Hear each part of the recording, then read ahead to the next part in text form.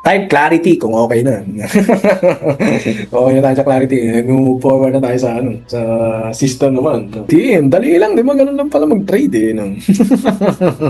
Sino dito yung mga mas nadadalian na sa trading ngayon as compared before? Type me, yung mga mas nadadalian na. Or mas naiintindihan na. Parang naibalik na. Dali lang, no, Jack, no? Isang lang, no? Isang session lang pala, eh, no? Me, super, di ba? Ayun, di ba? Si Jim, si Marlon, no? Pwede naman kasi, guys, eh, di ba? Nag-exist naman, eh. First time kasi, pero klaro na, ayun, okay na yun. Gandang starting point mo, Julius, eh, di ba? Yung maraming trader, kagaya ko, na maraming pa sikot-sikot. Si Joshua din, di ba?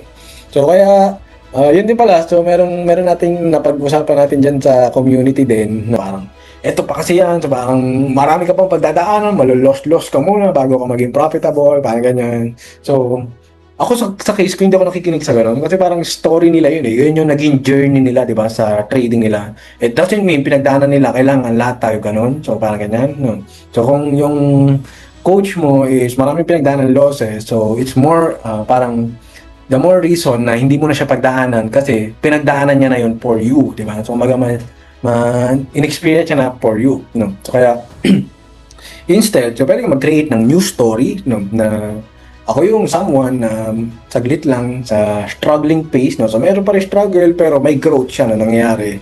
Hindi ko na kailangan pagdaanan na matalo-talo, masunog-sunugan, bang ganyan. So, new type of trader na.